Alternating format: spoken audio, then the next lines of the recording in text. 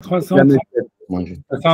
Shin Lamed Non, Tet. mais moi, j'ai pas les pages en français. Il faut me dire les lettres en hébreu. Ok, alors on est les lettres en hébreu. Shin Lamed Tet. Shin Lamed Tet. 329. Shin, 329. Tête. Shin Lamed. Moi, j'étais à Shin Mem, là. Non, Shin Mem Non, Aleph. déjà, tu vois, on n'a pas, je pense pas qu'on a fait cette histoire-là. On n'a pas fait tout ça. On est sur l'histoire d'Hachem qui a un désir, Hachem qui a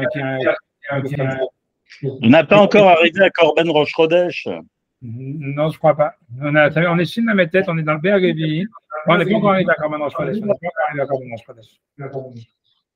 Hein, on est arrivé ou pas encore là? Non, on est avant ça, on est juste avant ça. On a traîné à mort sur l'histoire de la prière parce que la prière c'était compliqué, parce que ça, c'est un sujet, tu vois, important, tu vois. Voilà, c'est tout. Mais bon, ouais. Tu n'as pas mis en ligne, tu n'as pas mis en ligne les enregistrements pour l'instant. C'est clair, c'est sûr, il faut que je les mette. Ils sont tous sur mon drive. Non, ils sont enregistrés, c'est le principal. Après. Oh, d'accord, bon, ne les perds pas parce que bon, c'est un peu. Le seul truc, c'est qu'il faut les reclasser parce que. Tu vois, en fait, bon, là, c'est en train d'enregistrer. Moi, j'aurais dit, tu vois, mais c'est parce qu'en fait, quand tu enregistres, tu vois, en fait, ça te met le nom du file, ça te met, tu vois, des trucs QW, machin, blablabla. Après ça, comme c'est tous les cours qui sont mélangés, entre le Psachim, entre tout ça, entre plein d'autres. Alors, après, tu vois, plus je prends du retard, parce que le retard, il est énorme. Plus c'est le travail de reclasser, de renommer, de remachin. Et après, aussi parce que celui qui s'occupe du website, il a fait tellement de ça. Donc, voilà. Ah, voilà, bon, voilà. Sylvain est revenu, donc on peut commencer. Est-ce que tout le monde entend bien ou est-ce que c'est assuré un peu là? Je voudrais savoir. On aurait aimé ne pas entendre tout à l'heure. Ouais, on peut entendre. Parce que c'est des salades, j'ai compris que c'était des salades. Et nous, on a supporté ça. C'est pas grave. C'est aussi de la Torah. C'est sympa. Oui, mais on n'est pas au courant. Il faut quand même faire le sujet du jour. Ok, d'accord. Alors, on y va. Il faut être un peu scanneuse, quoi. Oui, non, j'essaie. Non, je suis devenu sérieux maintenant. Ça y est, j'ai enlevé. C'est des mauvaises influences, en fait, qui me. Maintenant, j'essaie de venir. Allez, bon. La maturité est arrivée. Voilà. C'est bon. Voilà. Donc, on est tout oui. Ok, donc on est Shin Lamed. Donc, normalement, je pense qu'on est Shin Lamed Tet en réalité. On est à la page 338, je pense. On avait déjà commencé, en fait. On est Shin Lamed Tet. On va reprendre à partir du paragraphe Shin Lamed Tet. Donc, en fait, bon, voilà, on est super sérieux. En fait, on traite, voilà, j'ai essayé de pas trop être artiste sur cette histoire. Et voilà. Donc l'idée, maintenant, il reparle. En fait, on avait parlé déjà la dernière fois de savoir est-ce que Dieu, il a un désir. Tu vois, alors, je vais couper des micros parce qu'en fait, je pense qu'il y a un écho et je pense de savoir d'où est-ce qu'il vient. Je pense, attends 2 secondes. Voilà, je pense, voilà. Ah ben non, je ne veux plus unmute someone else. Avant, je peux plus unmute, maintenant je suis plus unmute. Enlever mes droits. C'est mieux là, on t'entend mieux. Ok, d'accord. On t'entend mieux, c'est pas assuré. Ok, bah, ça devrait être mieux. Ouais, c'est bon. Voilà, j'ai vu. Alors, on va d'avancer, Baou les galotes. Donc, dans cette chose, par ces paroles, ils sont venus nous apprendre. Shiesh la Achik data philosophie. Donc, on est passé la métrie 338, deuxième colonne. On a déjà fait la semaine dernière. C'est encore sur le désir d'Hachem. Je penserai à rajouter de nouveau dessus. Voilà, c'est un concept difficile, mais moi, je préfère le relire. Voilà, pour l'apprendre. Alors, donc, d'abord, les galotes, Shiesh la Achik data philosophie. Donc, par cette parabole qui dit que Dieu fait la prière, en réalité, ils ont voulu éloigner la vie des philosophes. C'est-à-dire qu'ils ont dit que toutes les choses qui venaient d'Hachem, elles venaient à cause de la nécessité. Sans qu'il ait une intention ou une volonté de faire quoi que ce soit. C'est-à-dire, en fait, ça serait une causalité, ça serait une mécanique, c'est-à-dire, c'est vrai en réalité qu'il y a une cause première qui aurait engendré l'existence de l'univers. C'est impossible donc il y a une cause première qui engendre l'existence de l'univers, mais cette cause, en réalité, elle est de l'ordre de la mécanique, elle n'est pas, ou de la raison, même pas on peut dire la raison, enfin, ça serait une cause mécanique, mais qui n'est pas, en fait, qui pourrait pas être animée d'une volonté ou d'un désir. Et donc, en disant en fait que Dieu fait la prière, ils ont voulu éloigner ça en disant qu'il y aurait en fait une volonté et un désir. Donc, c'est ça ce qui veut dire Hakbaï Matzad Achiyuv, que les choses ne viendraient pas à cause d'une nécessité, mais de la volonté d'un désir. Comme j'ai dit, en fait, tu vois, c'est-à-dire si quelqu'un veut comprendre ça, il veut voir ça, c'est-à-dire, encore une fois, je répète ça, mais cette pensée de dire que l'existence, en fait, elle est liée à une cause mécanique première, etc., elle était utilisable, elle était plausible à l'époque, on va dire, dans l'Antiquité, même, tu vois, jusqu'à ce qu'on a découvert, en fait, l'évolution, si on veut dire.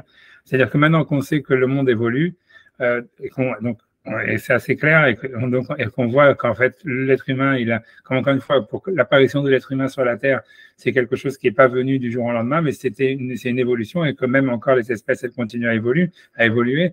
Donc, en fait, c'est difficile d'envisager qu'il y ait des choses ça veut dire que l'existence de l'univers, elle soit venue d'une raison, d'une causalité qui soit mécanique, puisqu'en réalité, ça aurait pu aller dans différentes directions. Ça veut dire, on sait qu'il y a aussi une zone de hasard, de random, etc. Donc, en fait, aujourd'hui, tout le monde est d'accord du fait que l'improbabilité de l'existence de la vie humaine ou de la vie en général dans l'univers, qu'en réalité, il y aurait une intention dans l'univers lui-même, dans la matière elle-même, dans l'univers.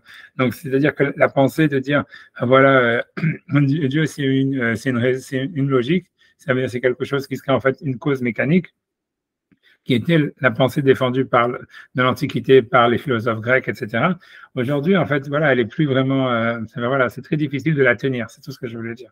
Maintenant, voilà, c'est ça mais maintenant, à part ça, d'un autre côté, c'est sûr que c'est très, très difficile aussi à tenir l'idée que Dieu, il aurait un désir et qu'il aurait une volonté, quoi. C'est très difficile aussi à expliquer, à penser, mais c'est ce que lui, le Maharal, pour lui, ça lui pose pas de problème, quoi, grosso modo. Tu vois, j'en sais rien, quelle que soit la raison, pourquoi ça lui pose pas de problème, pour lui, c'est, pourquoi pas, tu vois ce que je veux dire, pourquoi pas, tu vois, c'est-à-dire, pourquoi pas. C'est vrai, c'est-à-dire que après ça j'avance, mais c'est-à-dire que tu vois, on voit bien dans le judaïsme qu'on a un Dieu complètement, tu vois, ça veut dire très sentimental, quoi. Tu vois, jaloux, nerveux, tu vois, un peu comme Ravran, tu vois. Donc, ça veut dire, non, mais c'est vrai, donc ça veut dire, voilà, quelqu'un qui est plein d'émotions. Donc, ça veut dire que tu vois, donc ça veut dire, c'est pas, voilà, donc, ok, tu vois, pour le Maharal, il prend pas ça comme nous, aujourd'hui, ça nous paraît étrange de dire comment est-ce que Dieu peut avoir des sentiments, des émotions, des désirs et des machins comme ça. Et après, quand tu réfléchis une deuxième fois, tu te dis, bah, pourquoi pas? Tu vois, ça veut dire, pourquoi pas? Tu vois, lui, le Maharal, ça lui pose pas de problème. Ça veut dire, il n'envisage pas, même, tu vois, il cherche pas à défendre ça d'une manière philosophique, à comment Dieu pourrait avoir un désir ou tu vois, qu'est-ce qu'il voudrait ou des émotions. Pour lui, tu vois, ça veut dire, tu vois, why not? Tu vois, ça veut dire, pourquoi pas? C'est bizarre. C'est bizarre sans être bizarre, mais voilà, mais en fait, pourquoi pas? C'est ça que je dis ce point-là. De toute façon, quand on parle de tout ça au sujet de Dieu, ça n'est que sur ce qu'il révèle de lui-même, de toute façon. Quand on parle de tout ça, le reste, si tu veux, c'est pas un sujet vraiment. Donc, ce qu'il a pu révéler, si tu veux, donc c'est une volonté, si tu veux. Ça n'est qu'une volonté de sa part. Je ne sais pas si on peut parler de on ne peut pas parler de son essence de toute façon. On ne peut parler que de ce qu'il révèle. Donc, effectivement, on peut tout dire, quoi. Je veux dire, ça n'a rien de choquant, quoi. Voilà, c'est ça ce qu'a priori pour le Maharal. Mais ça veut dire que c'est dans sa réalité au monde fini, Hachem dans sa relation au monde fini. Relation à la finitude du monde. Ouais, non, je sais, c'est pas grave. Enfin, voilà. En tout cas, dans sa relation au monde fini. Et donc, comme le monde, il est fini, donc Hachem aussi, dans sa relation au monde, il est fini. Tu vois, c'est ce que Maïmonide, il utilise aussi dans la Guide des Égarés. Voilà, tu vois, ça veut dire pour sortir de toutes les impasses philosophiques. Est-ce que, par exemple, Hachem pourrait créer une pierre qui ne pourrait pas lever lui-même? Tu vois, et que, tu vois, Maïmonide, il dit oui, parce que c'est pas un problème, parce que s'il crée un monde fini, alors c'est normal que son énergie à lui, son pouvoir à lui aussi soit fini, tu vois. Grosso modo, c'est aussi très très important de penser ça pour plein de raisons, parce que d'une manière, après ça j'arrête parce que c'est vraiment une digression, mais ça veut dire, c'est ça ce qui explique aussi, tu vois, pour répondre, tu vois, cette phrase de Maïmonide, elle est centrale pour répondre en fait l'argument des chrétiens, des catholiques, qu'ils disent voilà, comme Israël a, comment dire, tu vois, démérité à cause de ses fautes, en fait ils sont plus le peuple élu, et ils disent c'est nous le nouvel Israël, tu vois, c'est ça leur grand truc, tu vois, c'est C'est pour ça que c'est quand tu regardes, si tu voyais le couronnement là, de truc, il y avait le mec qui lui faisait Birkat Kohanim et tout ça, etc., avec habillé comme un Kohen Gadol et tout ça. Et parce que tu vois, c'est nous les nouveaux Kohen, tu vois, c'est nous le. Mais l'idée, c'est de dire, alors la réponse à ça, c'est de dire, oui, mais Hachem, il a promis, il peut pas changer d'avis, tu vois. Et en fait, ils disent, oui, mais pourquoi Dieu, il serait enchaîné par une promesse ou par une réalité, tu vois, par une réalité, par une contingence, tu vois. Dieu, il peut tout faire, donc il peut changer d'avis. Tu vois. Et l'idée, ça serait de dire non, tu vois, c'est que comme en fait Hachem, dans sa relation à l'histoire et au monde tel qu'il est fini, en fait, une fois qu'Hachem s'est engagé, il peut plus en fait se dédire. Et tu vois, donc tout ça, ça parle de l'idée que Hachem, dans sa relation au monde fini, il devient fini. Tu vois, c'est ça l'idée, tu vois. Tu vois, c'est pourquoi Hachem, par exemple, il ne pourrait pas changer ça. S'il a promis que l'âme Israël, le peuple d'Israël, c'était lui le peuple élu, pourquoi il ne pourrait pas changer d'avis? Tu vois, c'est ça la question. C'est ce que les chrétiens disent. Ils disent, tu vois, pourquoi, ok, il a fait des promesses, ok, il fait une promesse, il change d'avis. Qu'est-ce qu'il y a? Dieu peut tout faire. Tu vois, tu vois, donc c'est ça l'idée, c'est de dire non. Tu vois, c'est la raison de dire que Dieu ne peut pas se dédire d'une promesse, c'est parce qu'en fait, on dit exactement la même histoire, qu'il peut pas créer une pierre qu'il peut pas lever, enfin, il pourrait créer une pierre qu'il pourrait pas lever, et tous ces trucs-là, parce que dans sa relation au monde fini, il devient fini. Donc, tu peux plus dire, il peut tout faire. Ça veut dire, il s'est imposé des règles à lui-même, tu vois, d'une certaine manière, et c'est ça, tu vois, pour les élus, l'univers existait, quoi, d'une certaine manière. Ouais. Rambam, il dit qu'il n'a pas de début, qu'il n'a pas de fin. Comment c'est tu veux dire l'univers ou Hachem? Tu veux dire de quoi tu veux? Hachem, mais ça veut dire, mais ça, c'est dans ça veut dire, c'est vrai, tu vois, dans la réalité, comme il dit, c'est Hachem dans son essence, duquel, d'une certaine manière, on ne peut pas dire grand-chose. Mais tu vois, on peut pas dire grand-chose. C'est pas dire rien dire, mais on peut pas dire grand-chose. Mais dans sa relation à l'univers, en fait, il devient fini, tu vois. Et c'est pour ça, mais tu as dit un très bon point. C'est-à-dire, si tu veux, tu vois, un des gros points, un des grands chidushim, tu vois, que Maïmonide, il a dit, sur lequel il a été, si tu veux, comment dire, attaqué par tous ses contemporains, et jusqu'après, tu vois, par plein d'auteurs, tu vois, juifs, tu vois, c'est que lui-même, c'est-à-dire que pour lui, l'idée, c'est l'idée de savoir, c'est ce que le monde a une fin. Tu vois, et ça veut dire les Grecs qui pensaient le monde n'a pas de fin, le monde est, tu vois, si tu veux, dans la pensée d'Aristote, on peut parler d'une sorte de panthéisme, tu vois, encore, j'ai pas envie de parler, si je dis, tu vois, bon, bref, ça veut dire, on peut parler d'une sorte, en tous les cas, ça veut dire, si tu veux, l'univers, il est éternel, on va dire Dieu, c'est l'univers. On va dire un truc comme ça, vraiment très schématiquement, même si tous les philosophes qui donnent des cours, ils vont dire, ah, qu'est-ce qu'il a dit, tu vois, mais ça veut dire, tu vois, mais grosso modo, donc ça veut dire pour eux, le monde n'avait pas de début, il n'avait pas de fin, le monde est éternel à l'image de Dieu. Et en fait, Maïmonide, tu vois, donc il dit, nous, on pense que le monde, il est créé. Et normalement, tu vois, ça voudrait dire, il devrait dire, OK, si le monde, il a un début, il a une fin. Tu vois, c'est à peu près ce que tu vois quand tu regardes dans la Gemara, des milliards de choses comme ça. Il y a même des versets dans les psaumes, tu vois, il y a marqué, tu vois, Ema Yovedu Vatata Amod, ça veut dire le ciel et la terre disparaîtront et toi, tu resteras. Tu les changeras comme un habit, tu vois. Je sais plus, c'est un Mizmor dans les Télim qui dit ça, tu vois, ça veut dire... bref, tu vois, il y a plein de versets partout qui disent, tu vois, blablabla. Et Maïmonide, il dit non. Il y a d'autres versets qui disent que le monde est éternel. Alors Maïmonide, il dit non, c'est sûr qu'on est obligé d'admettre que le monde a un début, mais il n'a pas de fin. Ce qui est, tu vois, au niveau même physique, tu vois, très difficile à comprendre. Tu vois, ça veut dire, normalement, toute chose qui aura un début, elle a une fin, quoi. Je veux dire, c'est à peu près, ça paraît logique, on va dire, normal, quoi. Et on ne sait pas, tu vois, c'est à peu près gratuit. Pourquoi est-ce que Maïmonide Mordicus, il défend, tu vois, cette histoire de dire que le monde, il n'a pas de fin. Que c'est un truc sur lequel vraiment, tu vois, honnêtement, c'est un des points, tu vois, on ne sait pas d'où est-ce qu'il a sorti. Ça veut dire, on ne comprend pas pourquoi, qu'est-ce qu'il a, tu vois, pourquoi il veut faire cette concession, comme si, tu vois, pour lui, il est persuadé que, pour lui, c'est vraiment une sorte de credo, que le monde n'a pas de fin.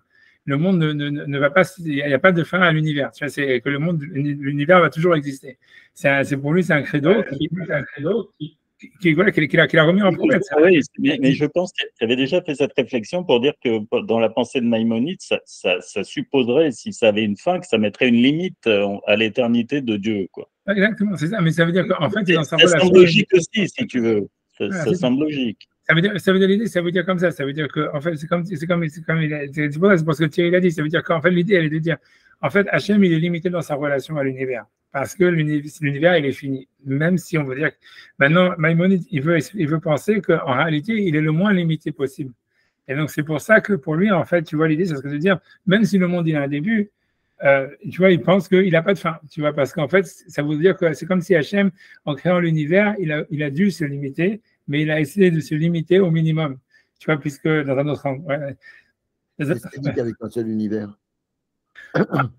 ça, j'en sais rien, ça, tu vois, ça c'est une autre histoire, mais a priori, tu vois, ça veut dire que, ça veut dire, tu vois, ça veut dire, non, ça veut dire qu'a priori, ça veut dire, l'idée elle est comme ça, c'est que, tu vois, c'est une autre question, mais ça veut dire, quand tu regardes dans les, tu vois, dans les écrits, tu vois, plus tu étudies les écrits des Rabbanim, tu vois, surtout de la Kabbale et compagnie, et tous ceux qui ont fait la pensée, tu vois, ils essayent toujours de penser qu'il y a un seul univers.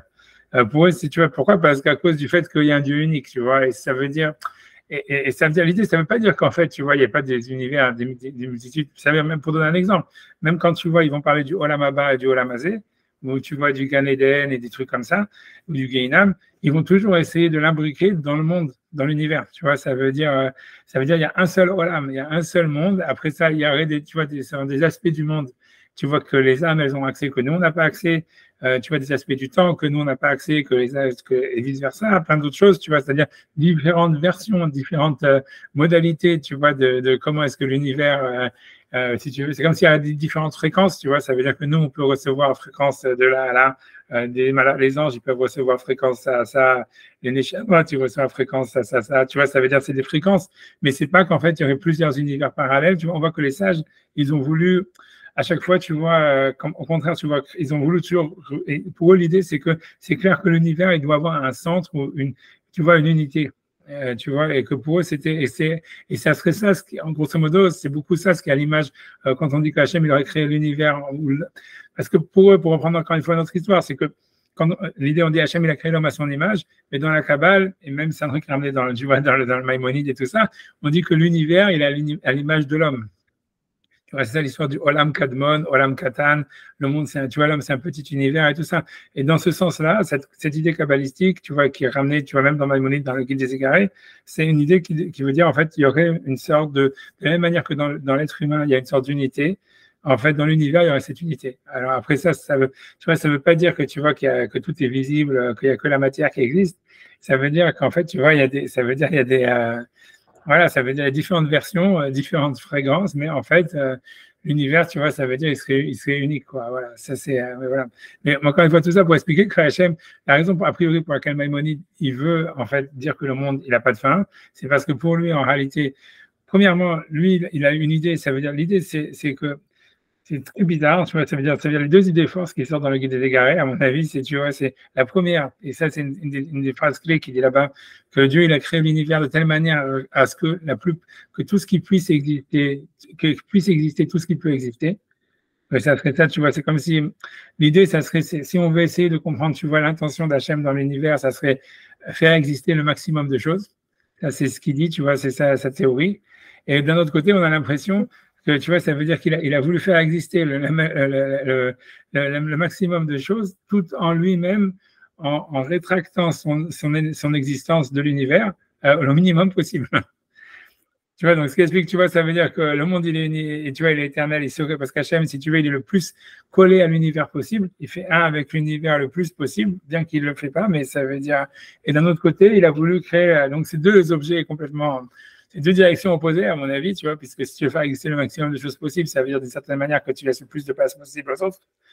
Mais a priori, tu vois, Maïmonide, il maintient ça, tu vois, et ça veut dire, ça serait ça les deux, si tu veux, les deux lignes directrices. Mais tout ça, c'est pour dire encore une fois, voilà, comment on dit, Hachem, il est fini quoi qu'il en soit, il est fini dans sa relation à l'univers, parce que l'univers est fini.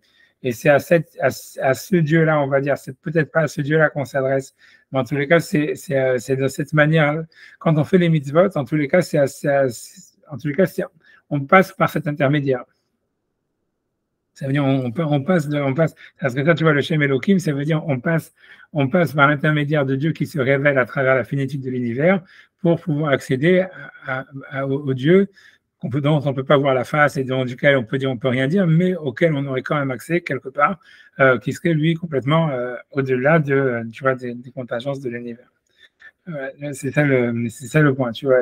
Voilà, je ne suis pas encore terminé, mais et grosso modo, ça expliquerait en fait, si vous voulez, un petit peu, tu vois, ce que tu peux voir un petit peu peut-être dans l'article et tout ça, etc. Mais qui est intéressant, tu vois, etc. Mais que j'ai appris beaucoup, tu vois, par David Feinstein, tu vois, c'est que c'est ça en fait, si tu veux le paradoxe, le paradoxe qu'il y a dans le judaïsme, c'est, tu vois, d'une certaine manière, de la relation que le judaïsme il a avec la halakha et avec la loi, c'est que d'un côté, donc il y a la halakha qui, en fait, c'est comment se connecter avec Dieu dans la finitude, dans son relation finie avec l'univers. Mais en fait, tout ça, ça a pour but d'être dépassé, puisqu'en fait, on sait que Dieu est au-dessus de la loi, que Dieu est au-dessus de la contingence du temps et qu'on a accès à ce Dieu-là aussi. Et donc, en fait, si tu veux, et ça crée un paradoxe, tu vois. Par exemple, voilà, tu vois, ça crée le paradoxe, ça crée, et si vous voulez, c'est ça ce qui crée le Talmud. C'est ça ce qui crée que, tu vois, parce que sinon, normalement, si on devait accepter la loi, tu vas dire, voilà, la loi, elle a dit ça, c'est terminé. Pourquoi tu interprètes? Pourquoi tu poses des questions?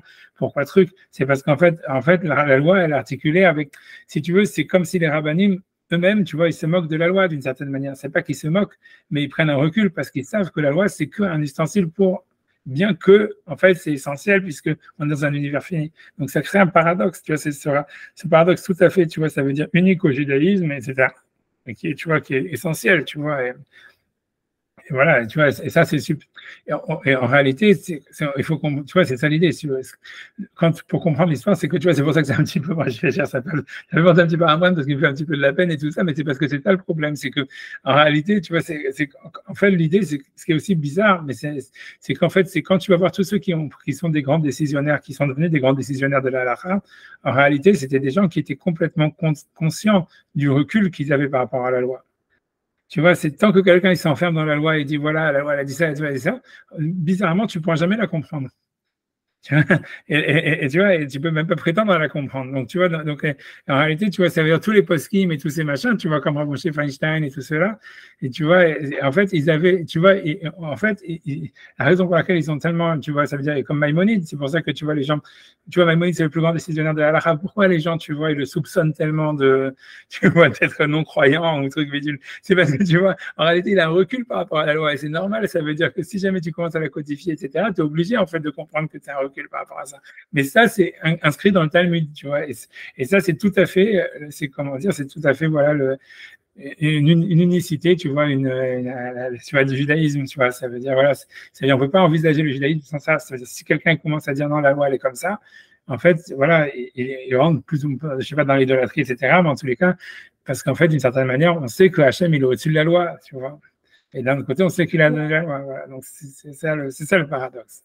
Tu vois, bref, voilà. Ça, c'est pour finir la parenthèse, mais j'essaie d'avancer. Je m'étais promis de ne pas faire trop de digression et d'avancer, donc j'arrête. Tu vois, déjà, j'aurais pas dû reprendre sur les désirs d'Hachem. Mais bon, c'est une idée, tu vois, whatever, tu vois, tout ça, c'est intéressant, tu vois, ça vient, on peut encore parler d'autres choses. Ça veut dire, moi, je m'excuse de digresser, mais moi, je me dis, c'est intéressant, tout ça, ces trucs. Tu vois, c'est un des problèmes, tu vois, ça veut dire de Spinoza, ça veut dire, quand on regarde, tu vois, ça veut dire l'idée de, tu vois, ça veut dire, je me souviens, ça veut dire, quand tu regardes, ça veut dire, pour comprendre l'idée de Spinoza, c'est sûr que Spinoza, son problème, c'est comment expliquer que Dieu, il a un désir ou tu vois qu'il a une volonté. Et pour lui, tu vois, ça veut dire, le problème de tout ça, le problème de tout ça, c'est parce que quand tu regardes, en fait, un désir ou une volonté dans l'Antiquité, dans la philosophie antique, quand quelqu'un désire quelque chose, ça veut dire, en fait, qu'il a un manque, tu vois, ça veut dire, tu vois, j'ai désir une bouteille de vodka, ça veut dire, j'ai un manque de ma bouteille de vodka, tu vois, ou dès que tu désires quelque chose, tu manques quelque chose. Donc, en fait, dans la philosophie antique, c'était très, très difficile d'envisager que Dieu, il désire quelque chose, tu vois, ça veut dire, il lui manquerait quelque chose. Et en fait, si tu veux, comment dire, l'originalité, tu vois, de la pensée de Spinoza, ça a été de dire non, on peut envisager le désir comme une puissance. En disant, tu vois, non, ce qui me fait vivre, c'est ma volonté de vivre. Et en fait, mon désir de vivre ou d'avoir des choses ou d'en sais rien, tu vois, c'est de m'affirmer dans la volonté d'exister. En fait, c'est une puissance. Et c'est pas nécessairement l'idée d'un manque, tu vois, ça serait comme une sorte de, tu vois, voilà, ça serait une force positive. Et pour lui, il dit voilà, en fait, ça veut dire donc que l'univers, par exemple, il aurait de se développer, d'exister, que la vie, elle serait d'être, de persévérer dans l'être, tu vois. Ça serait un désir, ça serait un amour que lui, il appelle, tu vois, de Dieu pour lui-même, tu vois, qui se manifeste à travers tous les êtres humains, tu vois. C'est ça tu vois, c'est sa vision panthéiste et tout ça. Voilà, donc c'est comme ça que lui, il est arrivé, comment dire, à justifier, tu vois, le désir de Dieu.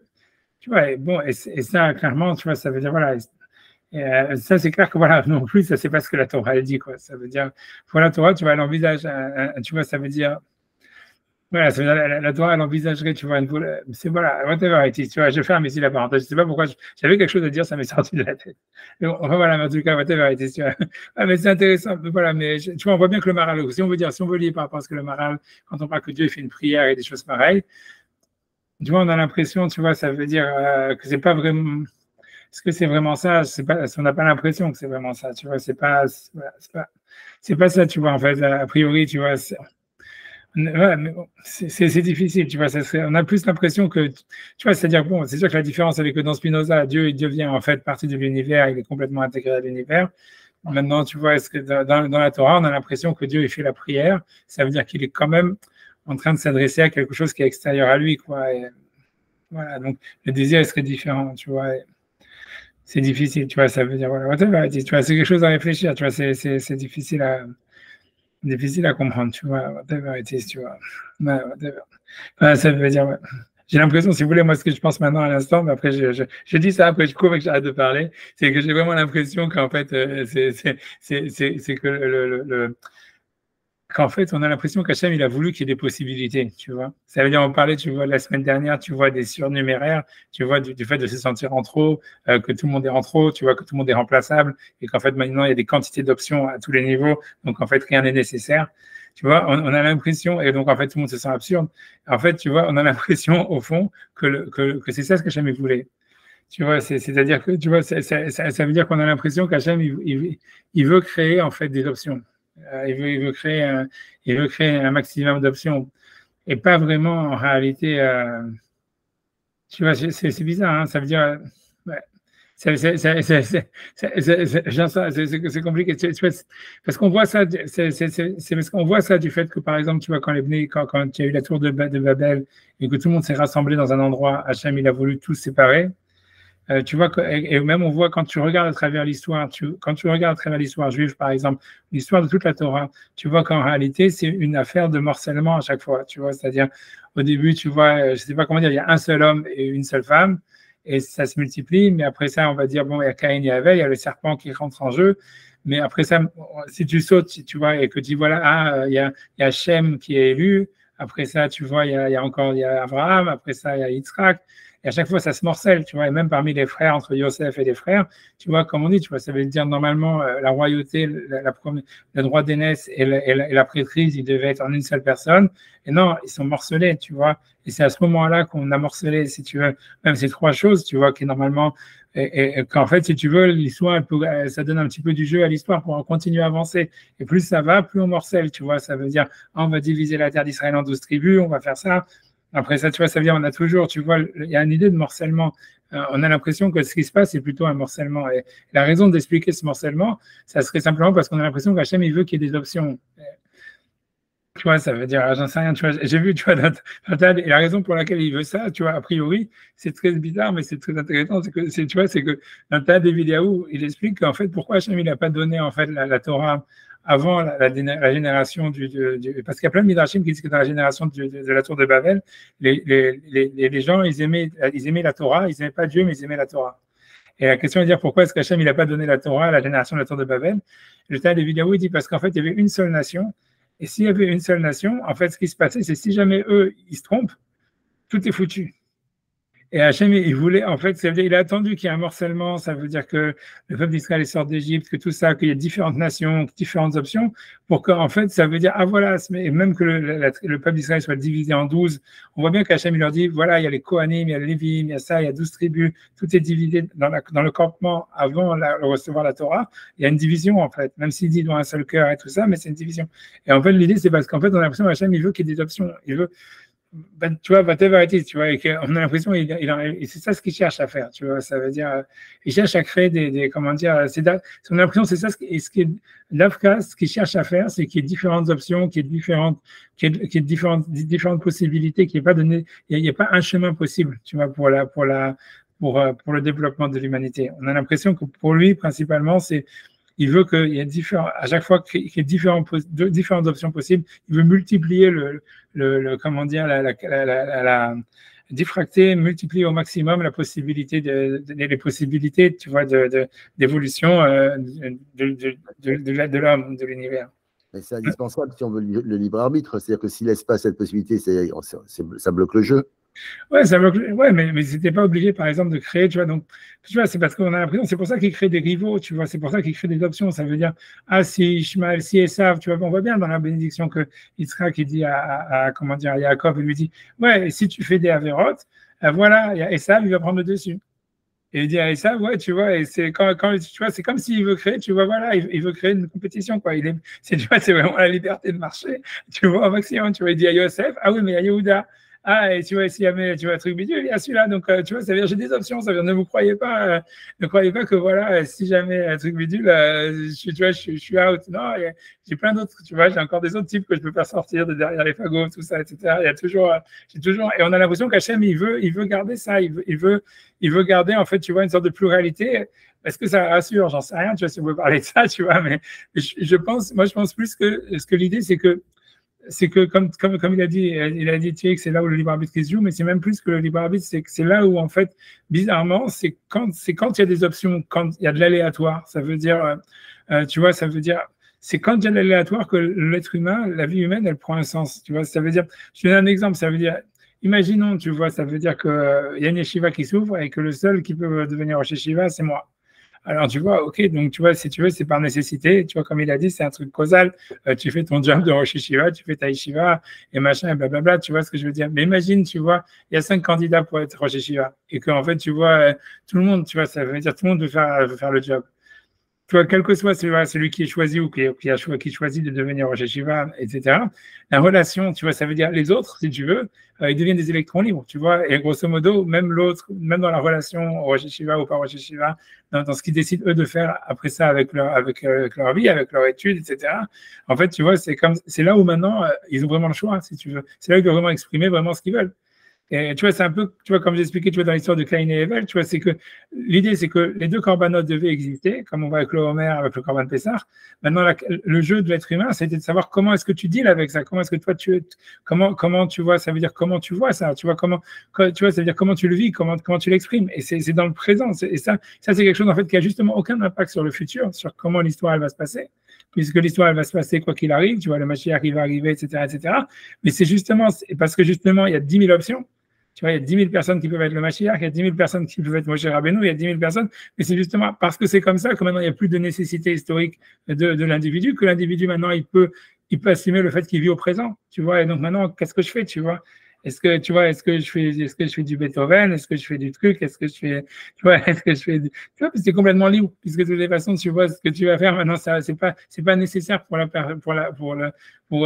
conduite de l'univers. Et quand on assume ça, en fait, grosso modo, on a l'impression que c'est ça la volonté d'Hachem, puisque Hachem, il veut justement qu'il y ait plus d'options. Donc, en créant ça, tu as encore augmenté, tu vois, si tu veux, la mosaïque de l'univers, que ce soit l'univers de la Torah, de l'art, de la science, ce que tu veux, de ce que tu veux du business, tu vois, parce qu'en fait, mais tu vois, mais ça veut dire, voilà, en grosso modo, l'idée, ça serait que, si tu vois, c'est ce que je pense, ça veut dire que, après j'avance, mais ça veut dire, par rapport à ce qu'on dit la semaine dernière sur l'histoire des surnuméraires, tu vois, de la non-nécessité, tu vois, que personne n'est vraiment nécessaire aujourd'hui, etc. C'est justement, tu vois, là-dedans, qu'en fait, la vie humaine, maintenant, en tant que assumer le présent, tu vois, justement, du fait qu'on n'est pas nécessaire, qu'on n'a pas besoin de nous, tout ça, etc., qu'on est en trop, que maintenant on se dit, bah, justement, alors maintenant, qu'est-ce que je peux faire, puisque je peux faire ce que je veux, si tu veux, comment je vis, tu sais ce que je suis en trop, donc je suis un ornement, tu vois. Non, mais enfin bon, je sais pas comment le prendre, mais si tu veux, la présence de l'autre, la présence de l'autre est tout aussi légitime que la mienne. C'est-à-dire que, par exemple, des types qui sont à Jérusalem, dans un milieu orthodoxe, en quoi ils peuvent remettre en question, si tu veux, la présence de juifs laïcs à Jérusalem? Quelque part, c'est aussi leur problème. On ne peut pas vivre en autarcie comme ça. L'autre, à partir du moment où il existe, il représente une voie possible, ou alors, si tu veux, parce que la vision, elle est toujours à se considérer, on va dire, détenteur d'une certaine vérité. Les autres sont dans l'erreur et ils n'ont aucune place. Et à la limite, ils devraient disparaître, si tu veux. Est-ce qu'on peut sortir de cette vision, on va dire, qui est tout le temps mis en avant, si tu veux, tout le temps mis en avant? Qu'est-ce que et quelque part, quand on dit que, je sais pas moi, il y a que 20% qui ont été sauvés à la sortie d'Égypte et qu'il n'y a que 20% qui seront sauvés à la sortie. Ça veut dire quoi? Ça veut dire que, tu comprends, si tu dis, c'est la réflexion par rapport à Esav, Dieu, il a plusieurs options, il a plusieurs possibilités. Il peut jouer le jeu d'une certaine façon, j'en sais rien, moi. On peut trouver une légitimité aux types qui font de la high-tech à Tel Aviv et qui ramènent du pognon, même s'ils ne pratiquent pas de mitzvot, et qui développent le pays et qui paient des impôts pour fournir de l'argent aux yeshivot, tu vois. Bon. Mais tu vois, tu comprends ce que je veux dire. Il y a une légitimité. Tu ne peux pas vivre à partir du moment où l'autre existe comme ça et au sein du peuple juif, on ne peut pas le sortir du jeu comme ça et dire il a tout faux, c'est un con, il se trompe complètement. Je veux dire, c'est une option aussi. Je suis d'accord avec toi, mais il faut comprendre, tu vois, le problème de tout ça, c'est que je force le trait, si tu veux. Je ne dis pas que c'est parfait, etc., qu'il n'y a pas de critique. Mais à partir du moment où l'autre existe et même il présente des défauts par rapport à moi, si tu veux, des trucs extrêmes, alors ça doit me remettre en question à moi d'abord. Je veux dire, pas rejeter sur eux, il ne fait que des conneries. Donc, c'est la relation. Ce qui me fait penser à ça, c'est la relation entre Esav et Jacob que tu as décrit. C'est-à-dire, à ce moment-là, j'ai d'autres options. Il va te tu vas être dans sa dépendance, etc. Il y a d'autres trucs, quoi. Tu vois, bon. Je suis d'accord avec toi. C'est-à-dire, moi, c'est sûr que c'est vrai, dans le fond. Voilà, mais que l'idée, c'est la raison pour laquelle les orthodoxes ici c'est parce qu'ils se sont même attaqués par le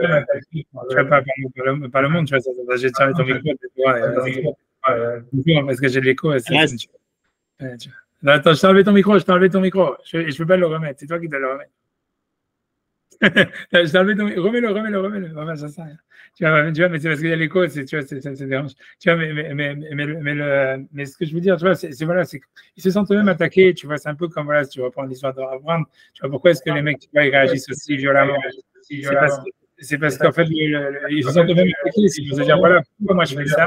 Pourquoi moi je fais ça avec une voyable? Peut-être, il faut que je ferme les tu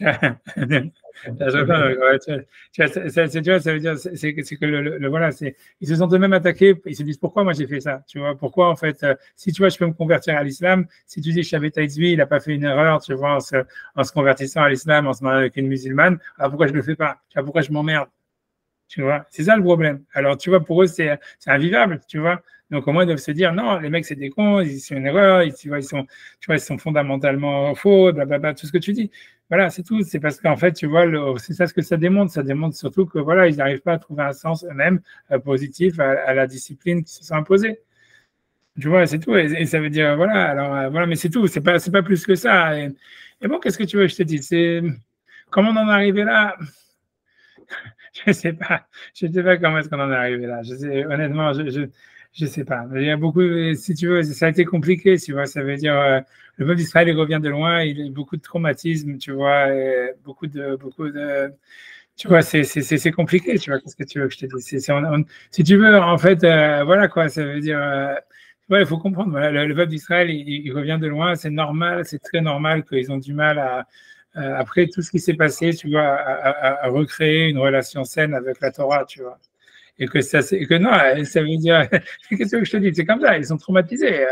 Ça veut dire, par l'histoire, tu vois, ça veut dire, même enlève la Shoah, le fait même, tu vois, d'être parti, tu vois, les mecs qui étaient tu vois, sur Mélach et tout ça, qui sont arrivés en France, tu vois, le choc des cultures, il est gigantesque, tu vois, c'est comment tu vas résister à ça, comment tu peux trouver un sens, comment tout ça, tu vois, ça veut dire, tout ça, c'est complètement compréhensible, tu vois, ce que je veux dire, tu vois, ça veut dire, il n'y a pas de, ça veut dire, ouais, ça prend du temps pour que les gens, ils prennent, tu vois, du recul, et tu vois, et qui commence à se dire, ah voilà, c'est ça ce que la Torah voulait dire, c'est ça ce que la Halakha veut dire, c'est ça le truc, là, là.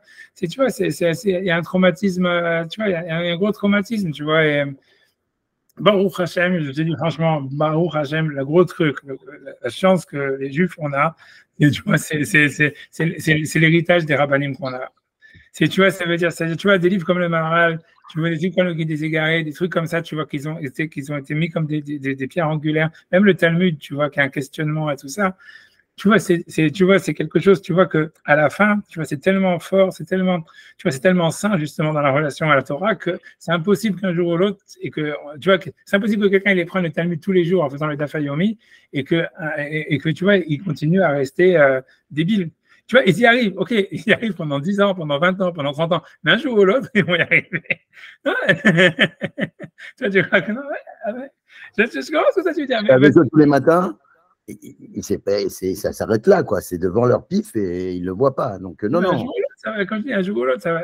Si tu veux, la structure, elle fait que tu vois que, comme je dis, si c'est pas eux, c'est leurs enfants. Si c'est pas ça, tu vois, ça veut dire, tu vois, ça veut dire, tu vois, on n'a pas une religion comme, tu vois, les chrétiens, où tu dis le catéchisme et tout ça, ou les trucs de l'islam, c'est d'une stupidité, tu vas pas d'idée. Et ça, c'est des trucs, tu vois, c'est des catégorismes, tu vois, c'est que des invectives, que des machins, des histoires, tu vois, des histoires à dormir debout, tu vois, ça veut dire,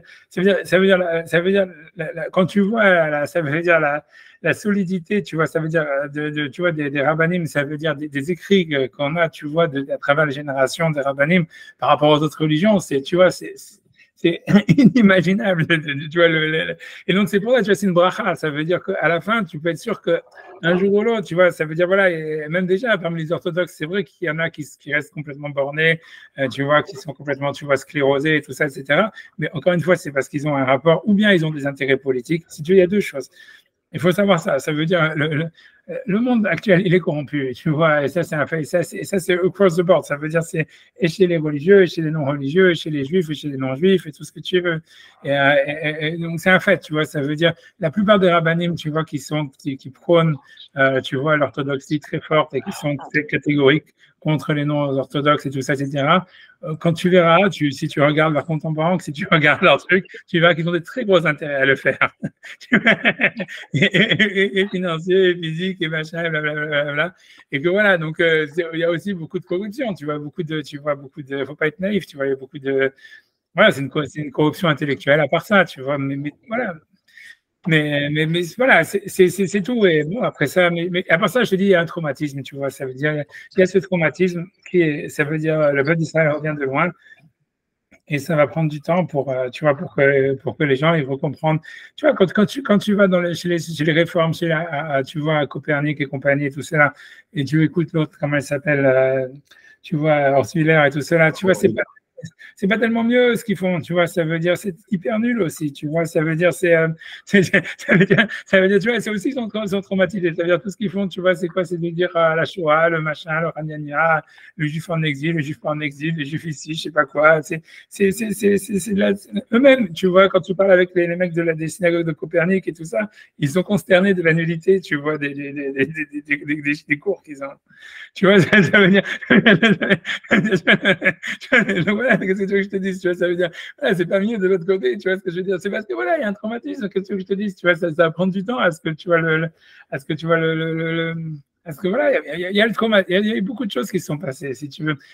Si tu veux, je t'explique que le problème des rabbinim en général, autant les rabbinim de toutes les générations, ils ont été toujours, tu vois, comme je te dis, ils ont laissé des œuvres, tu vois, qui sont merveilleuses. Et l'héritage, tu vois, qu'on a, nous, en tant que juifs, il est vraiment incroyable. Il est vraiment, tu vois, c'est incroyable. Et surtout des purs, tu vois, c'est-à-dire, tu verras très peu, tu vois, de débilité, tu vois, chez les rabbinim.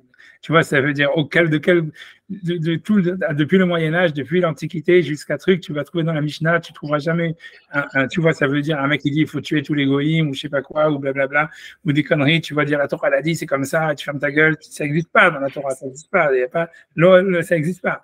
Et tu vois, mais ça, c'est une beauté. Mais le problème des rabbinim, tu vois, ça, ils ont toujours eu ce problème à travers l'histoire. Et ils l'ont eu, tu vois, un truc, c'est que ils n'ont jamais été capables, à part, tu vois, maintenant chez les Ashkenazim, mais ils ont eu ça ils ont un soubresaut et puis ça a tout de suite été corrompu. Tu vois, c'est de créer des institutions qui ne soient pas corrompues, tu vois. Et ça, tu vois, ça veut dire, les juifs, ils sont, tu vois, complètement, tu vois, ça veut dire les rabbinim juifs, ils sont toujours à la ramasse à ce niveau-là. Ça veut dire, tu vois, même si eux, ils ont un cœur pur, ils veulent faire le bien et tout ce que tu veux, au bout d'un moment, ça tombe toujours dans la corruption. Toujours. Et ça, c'est pas un phénomène nouveau, c'est depuis le Beth Amikdash, si tu veux. Et là, tu vois, c'est un problème. Et ça, c'est un problème, tu vois. Ça veut dire, c'est ça le vrai problème. Et donc, ça, si tu veux, ça crée une sorte de schizophrénie, tu vois, entre le niveau théorique des Juifs, tu vois, et le niveau pratique, tu vois, du peuple d'Israël, tu vois. Ça veut dire, il y a un gros gap, tu vois. Qu'est-ce que tu veux faire? C'est difficile, tu vois. Dans le Zohar, il y a marqué que c'est pour ça que qu'en fait, Hachem, ça veut dire qu'Yitzhak, il a tenu aussi, tu vois, à ce que comment il s'appelle, Jacob, il se marie avec des enfants de Lavan. Parce qu'il s'est dit, tu vois, voilà, Jacob, tu vois, ok, tu vois, il est naïf et tout ça, etc. Il se fait arnaquer par tout le monde et compagnie. Et tu vois, dans l'histoire, ça veut dire au début, en tous les cas, tu vois, ça veut dire, en tous les cas, par Lavan, il se vient arnaquer et tout ça, etc. Ouais, tu vois, entre autres, tu vois, ça veut dire, mais. Il avait bien arnaqué son frère quand même. Ouais, après, ouais, c'est un petit peu, voilà. Ah bon, Peut-être, tu vois, mais en tous les cas, à la base, tu vois, il se fait manipuler par sa mère, il se fait manipuler par tout le monde. Tu vois, qui c'est qui va te dire, tu vois, normalement, quand tu te maries, c'est pas toi qui dois travailler pour acheter tes femmes, tu vois, c'est ton beau-père qui donne de l'argent, normalement, tu vois, ça devrait être comme ça, au bien des cas, tu vois, si t'en donnes pas, il t'en donne pas, mais ça veut dire, moi, il te dit pas, attends, tu vas travailler 14 ans pour moi pour pouvoir te marier, tu vois, avec mes filles, tu vois, je veux dire, j'aimerais bien pouvoir faire ça, moi. Tu vois, mais j'ai pas encore trouvé le pigeon. mais les gens, tu vois, voilà, donc, mais il s'est dit, tu vois, en fait, mais tu vois, Yaakov, ça symbolise, tu vois, les Talmid et Chachamim, si tu veux, du clan Israël, qui sont dans ce guédère, ils sont tous ils sont nuls, ils sont, à ce niveau-là, ils sont tous super, tu vois, voilà, naïfs, ils se font avoir, et c'est pour ça qu'il reste toujours en bas, tu vois, c'est que tu vas toujours avoir tous les autres, tu vois, tous les rachis Shivot, c'est tous des mecs corrompus qui valent rien. Pourquoi? Et pourquoi tu vois? C'est parce qu'en fait, voilà, les autres, ils restent en bas, tu vois. C'est vont pigeonner tout le temps, tu vois. Et tu vois, en fait, c'est pour ça que Yaakov, il voulait, tu vois, ça veut dire qu'il voulait que Yaakov, il se marie avec les Imaot, parce que tu vois que elles qui descendent de la vanne, tu vois, parce que elles, tu vois bien qu'elles sont beaucoup plus, tu vois, elles comprennent mieux ce qui se passe, tu vois. Et même, tu vois, ça veut dire, voilà, parce qu'elles ont le côté, tu vois, voilà, arnaque, tu vois, machin, blablabla, etc.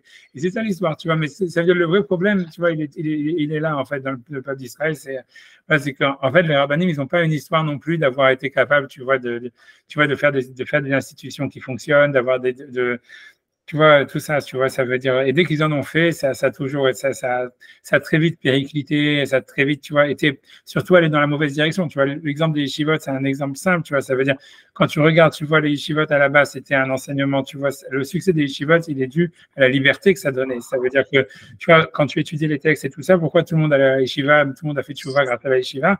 Parce qu'on te disait, voilà, tu étudies, tu comprends, tu fais comme tu veux. Et il y avait, si tu veux, dans les yeshivot, moi, quand j'étais à la yeshiva, je me suis jamais senti aussi libre que quand je suis à la yeshiva. Ça veut dire, c'est le foutoir total. Tu vois, tu fais ce que tu veux quand tu veux. Personne te demande quoi que ce soit, ni rien du tout. Il n'y avait aucune interrogation. Il n'y avait aucun test, aucun truc, aucun rien, tu vois. Et tu vois, c'était un plaisir d'y être. Il y a 4 heures. C'est pour ça que tout le monde y allait. Tu vois, mais tu vois, mais après ça, tu vois bien comment ça s'est, tu vois, 40 ans plus tard, tu vois, les yeshivot, maintenant, c'est devenu un truc de stalinien. Tu vois, c'est comme quelqu'un, il m'a dit, c'est les camps de concentration sans les nazis, tu vois. Et tu vois,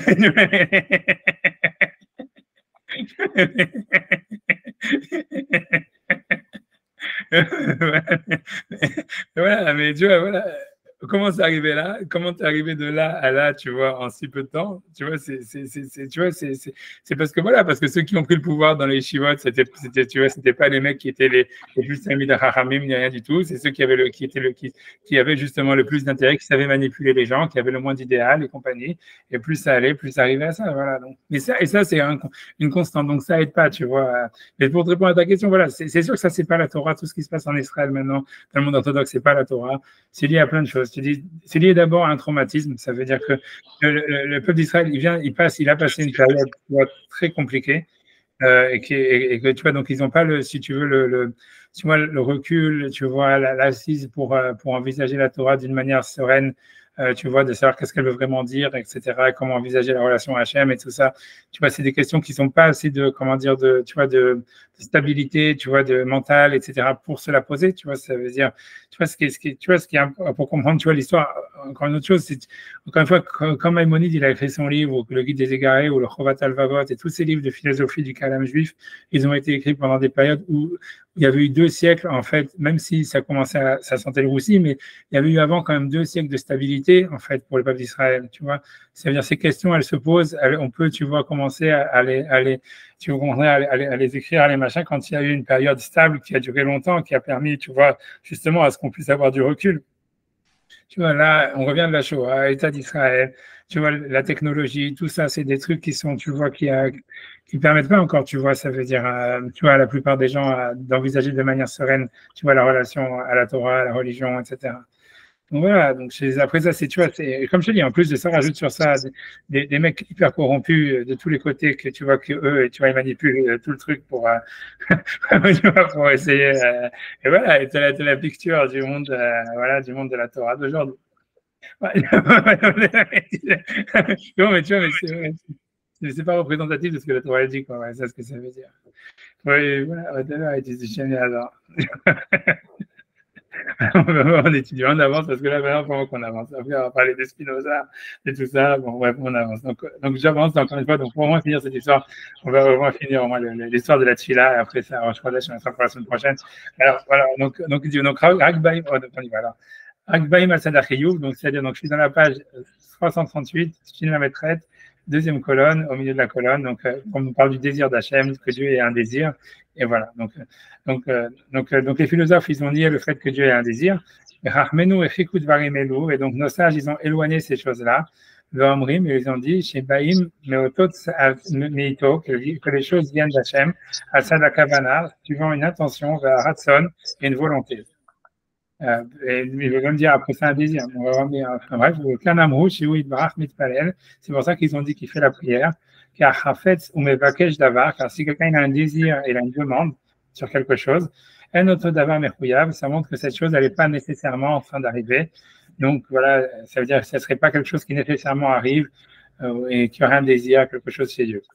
Car si cette chose-là était nécessaire, il n'aurait pas à demander que cette chose-là arrive, puisque c'est quelque chose de nécessaire, voilà, qui doit arriver, etc., de manière causale. Et mécanique. C'est pour ça que les sages du Talmud ont dit que Dieu fait la prière. C'est-à-dire qu'il cherche quelque chose qui n'est pas nécessaire. Comme je vous ai dit, tu vois, moi, à mon avis, cette phrase, on pourrait l'arrêter ici en disant il cherche justement que les choses ne soient le moins nécessaires possible. Tu vois, c'est ma nouvelle théorie. J'ai été maradesh hier soir en lisant le temps des vidéos. Bref, tu vois, je referme la parenthèse. Mais tu vois, comment c'est chez Eknot Imahem, les Fnim et Shmuatadin, ça veut dire que, ça veut dire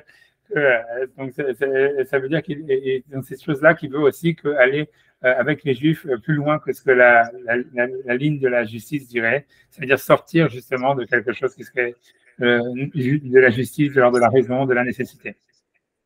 On dit, va philosophie, mais il cherche bolam hagdin. Donc, selon les philosophes, il ne peut y avoir que le jugement, que le din, c'est-à-dire que la raison, et ça veut dire la logique mécanique. Puisque pour eux, tout ce qui existe dans le monde où Dieu existe, en fait, comme une nécessité ou comme une cause première. Alors, si on envisage quelque chose qui va au-delà de la rigueur du jugement, et non mitzad achiyuv, ça ne peut pas être quelque chose qui vient de la nécessité. Et donc, selon les philosophes, il y a, j'ai enlevé les cours, c'est pas désolé, c'est pas grave. Donc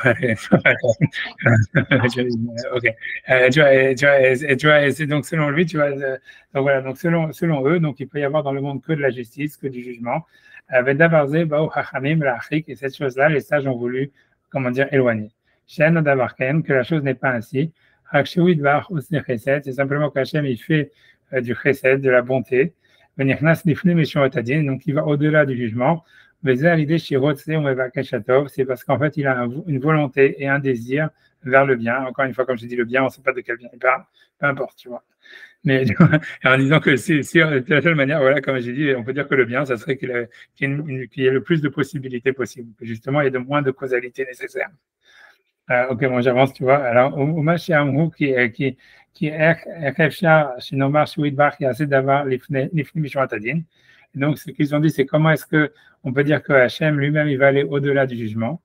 Donc, il dit, voilà, donc ça veut dire, tout ça, c'est la suite de la question, en disant comment, justement, il pourrait y avoir chez Hachem quelque chose qui va au-dessus de l'ordre du din, du jugement, de la raison.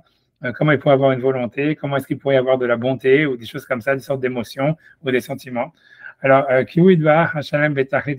puisque donc ça, ça fait partie de la question. Si Dieu, il est parfait, il est au maximum de la perfection, comment est-ce qu'il pourrait faire quelque chose qui ne serait pas de l'ordre de la loi ou de la loi, de la justice?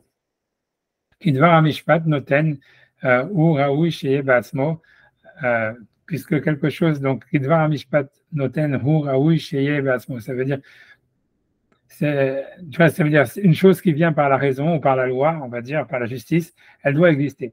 C'est ça la traduction de la phrase Kidvar Mishpat Noten, car quelque chose qui viendrait de la loi, de la justice, Raoui Sheye Be'atzmo, ça doit exister. On va traduire comme ça.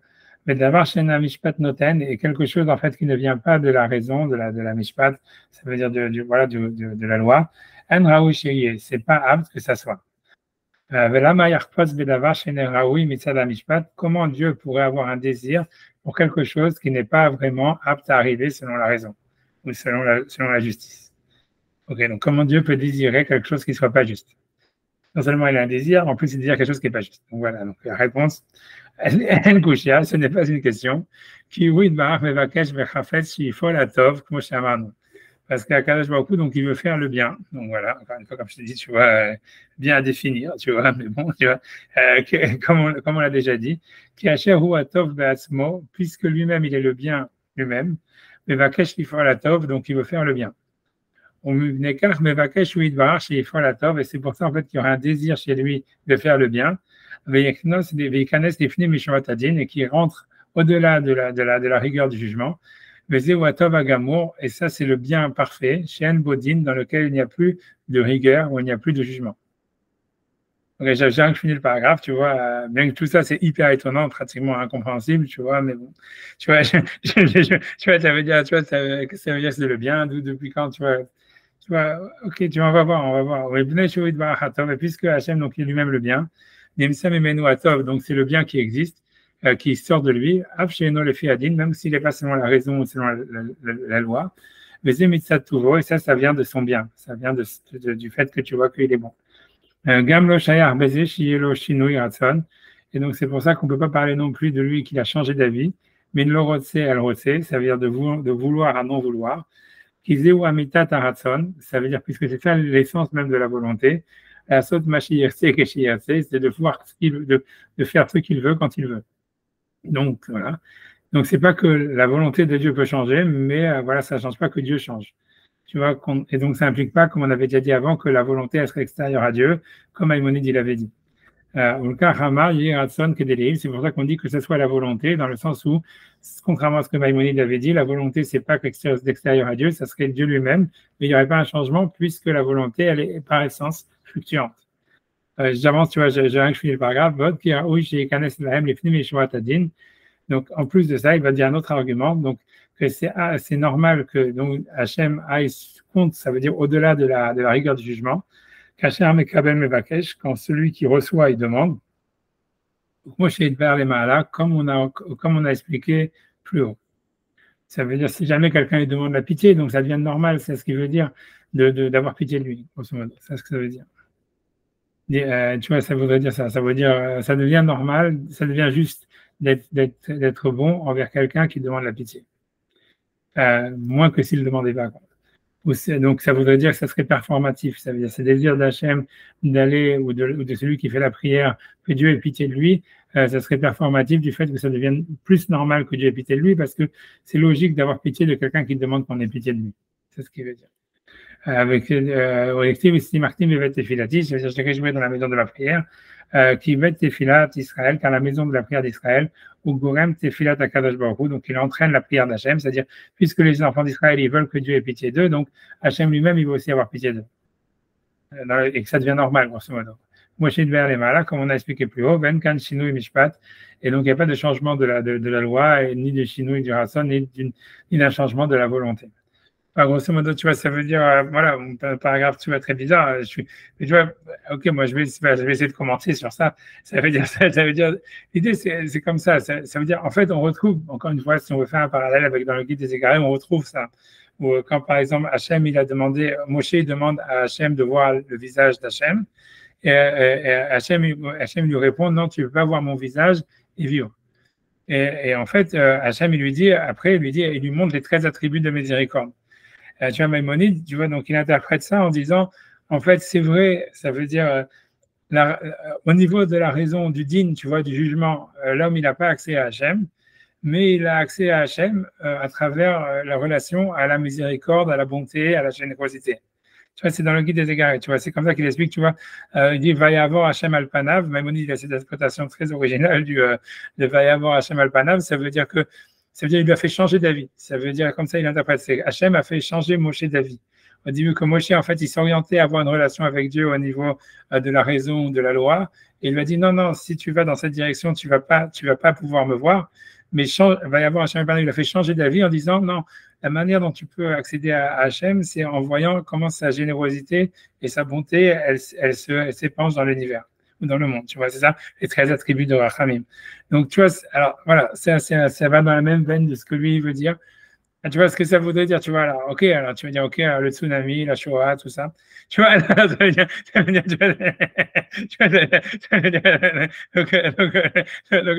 vois, c'est pour ça, la réponse, c'est pour ça que, tu vois, c'est pour ça, tu vois, à mon avis, tu vois, ça veut dire, il faut prendre ça au niveau, tu vois, philosophique, ça voudrait dire plutôt comme ça voudrait dire, en fait, Hachem, il se manifeste dans l'univers plus à travers une énergie que à travers, on va dire, une structure.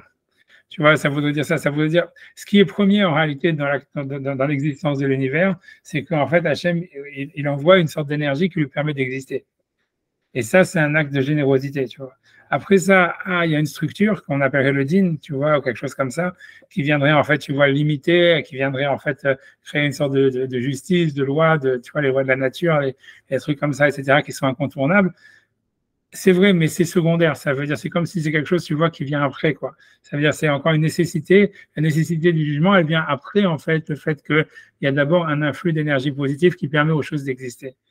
Et c'est ça serait ça la manière d'expliquer le Tov, parce qu'il parle de Tov, Dieu il est Tov, que tu vois, que pour moi, je sais pas, tu vois, pour un philosophe, c'est comme une blague, tu vois, que ça veut dire bien, c'est toujours c'est l'homme qui voit que c'est bien, tu vois, t'as une bouteille de vodka, c'est bien, t'as pas de bouteille de vodka, c'est pas bien, tu vois, mais ça veut dire, voilà, donc, tu vois, qu'est-ce que tu vois, en quoi c'est, tu vois, c'est ça le bien, tu vois, qu'est-ce que c'est le bien? Le bien, ça peut exister que pour l'homme, tu vois, ça peut pas exister au niveau d'Hachem. Donc, tu vois, mais ça, à mon avis, ça voudrait dire Tov, il veut dire, il y a un épanchement de vouloir que les choses, encore comme il disait Maïmonide, les choses existent, quoi. Un épanchement d'énergie qui fait que les choses existent. Et cet épanchement d'énergie, il est premier. Et c'est ça, tu vois, c'est ça en fait la manifestation d'Hachem la plus haute. Tu vois, ça veut dire, c'est dans l'existence du monde de la matière en fait que Hachem en fait il existe d'abord. Il structure la matière par la loi ou par l'histoire, etc. que dans un deuxième temps. Tu vois, ça serait ça l'idée, tu vois. Comme ça, j'expliquerai l'histoire. Donc, dans ce sens-là, on peut comprendre que Dieu, il fait la tefila, c'est-à-dire, il voudrait faire exister plus de matière possible. Ouais, il voudrait faire exister. Non, parce que on pourrait s'imaginer, enfin, non, puisqu'on est dans la provocation, on peut dire aussi que Dieu n'existe pas, parce qu'il ne faut pas qu'il existe. Il ne faut pas que Dieu existe. On le fait exister en disant qu'il est bon, on le fait exister en lui donnant la nuque, on le fait exister. Il n'existe pas. Est-ce qu'on peut vivre en disant que Dieu n'existe pas? Il est là, mais il n'existe pas, on peut pas, puisqu'on peut rien, on ne sait rien. La seule chose, c'est la façon dont c'est tout. Non, Dieu n'existe pas théoriquement. Oui, c'est ce qu'Abraham, à chaque fois il dit ça c'est Abraham, c'est ce truc à lui, tu ah vois. Bon? Ouais, non, c'est toujours un élève d'Abraham, j'imagine, tu vois, c'est aussi subliminalement. Tu vois, c'est parce que tu vois, tu vois, c'est compliqué à dire. C'est ce que tu veux, c'est-à-dire, tout ça, c'est l'évidence, on va dire, tu vois. C'est-à-dire, ça veut dire l'évidence, tu vois, c'est qu'en fait, tu vois, on n'a pas de rapport avec Dieu, tu vois. Ça serait ça la première chose à dire, tu vois. Tu vois, c'est ça, tu vois, c'est une lecture possible, tu vois, de Maïmonide. Ça veut dire, dans Maïmonide, il y a ça. Il y a ça. C'est un axiome. Un axiome. C'est quelque chose d'impalpable, c'est rien. Voilà, c'est tout. Voilà, et ça, si tu veux, ça s'appelle, tu vois, ça s'appelle être agnostique, tu vois, j'apprends un nouveau mot dans mon vocabulaire, tu vois, ça veut dire, non, mais c'est ça, tu vois, c'est pour faire la classe, tu vois, mais tu vois, mais tu vois, étalon. Voilà, c'est ça, voilà, mais étalon, comme dit, mais le truc, c'est, voilà quoi, non, est-ce que,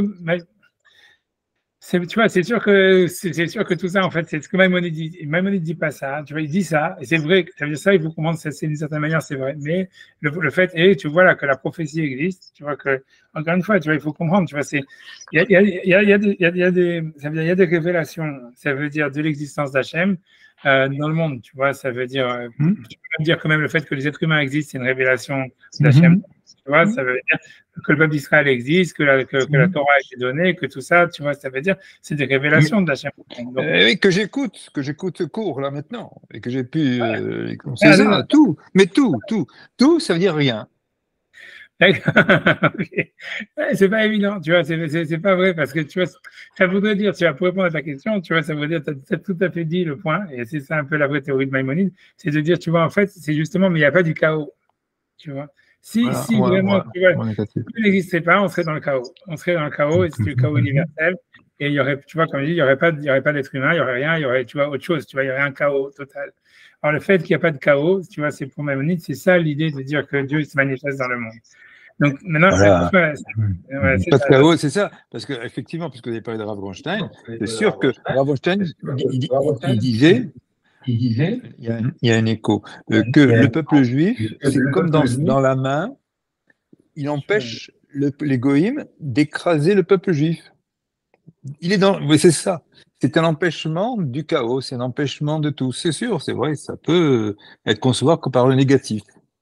Oui, c'est voilà, négatif ou quelque chose comme ça, mais en organisation, tu vois, mais tu vois, voilà, mais l'idée générale, tu vois, si c'était comme ça, si tu comprends, si on explique, tu vois, que en fait, Hachem, il se manifeste, et c'est ce que Maïmonide, il dit, tu vois, encore, tu vois, dans le Guide des Égarés, c'est la seule fois, tu vois, dans Maïmonide, quand tu regardes dans le Guide des Égarés, tu vas voir toujours, il parle de Dieu de manière négative, en disant, c'est pas ça, c'est pas ça, c'est pas ça, c'est pas ça. Il dit pas, tu vois, c'est ça. Il y a une seule phrase dans le Guide des Égarés où il dit, Dieu, c'est ça.